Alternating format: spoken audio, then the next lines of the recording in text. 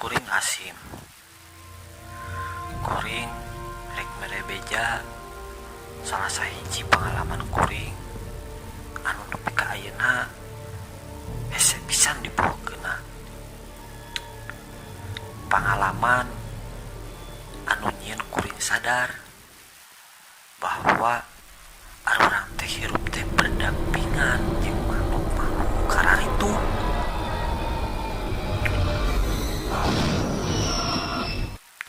Kajadianna satahun ka tukang nalika kuring ge keur gawe keneh di salah sahiji perusahaan garmen nu aya di Majalaya. Singkat cerita, kuring balik gawe hayang balik ka lembur teh nyeta ngalewatan tanjakan Ohang. Nu mana loba nu ngomong tanjakan Ohang eta teh loba pisan kejadian-kejadian kacilakalan. Jeung deui anu mata kuring pikasieun mah nyaeta di tanjakan eta teh loba nu ngomong mah aya makhluk anu warna hejo jangku gede. Nalika apa berita kitu kuring jadi reuas ngalewatan tanjakan Ohang eta teh. Tapi kumaha deui, dalam kuring hayang balik ka lembur kuring mah eueuh deui jalan iwati ngalewatan tanjakan Ohang eta. Kuring ngawani-wanikeun jam 10:30 penting balik gawe ngalewatan tanjakan eta. Di handapeun tanjakan kuring culang cileung bari ngadaguan jelema anu sarua erek ngalewatan tanjakan eta atau anu erek turun di tanjakan eta. Nalika emang situasi pas harita teh kayaana sepi jeung pararoek. Kuring nungguan di handap salila-lilana nepi ka aya setengah jamna nalika eueuh wae nu ngalewat di tanjakan eta teh.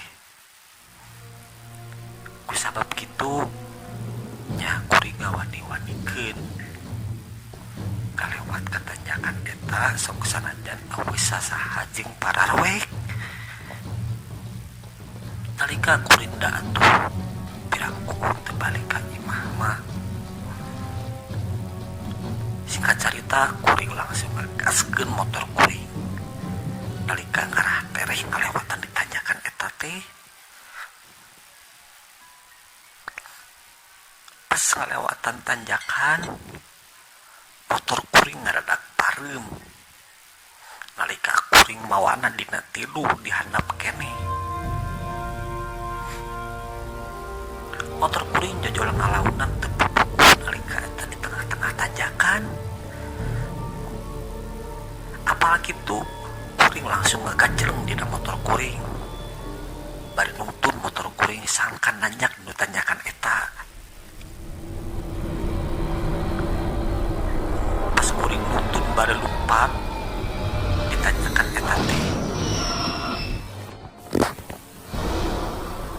Pas kuring ngaleureut ka tukang kuring soak bari deg-degan eta aya makhluk hejo nyamperkeun kuring. Kita kuring langsung ninggalkeun motor kuring sok saja motor kita teh lunas. Kuring lompat satarik-tarikna ningali eta nu makhluk hejo teh budak kuring.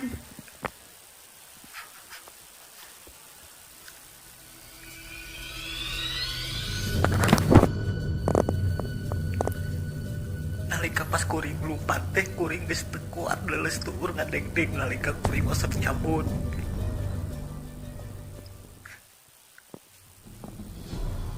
Kuringan bisa perem ningali eta makhluk nyamperkeun kuring.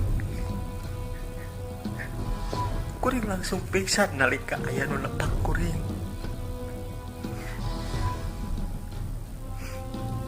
Terila kuring jauh sadar tapi nu matak heran kuring sadar teh jo aya di gubuk anu dicaangan ku damar.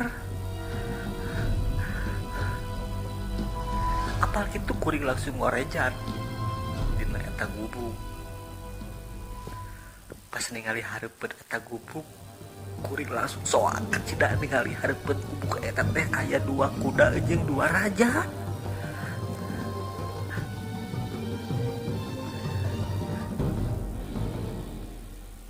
Terila kuring leuwih sadar bahwa kuring kan aya di pos ronda, di mana di pos ronda eta teh aya hansip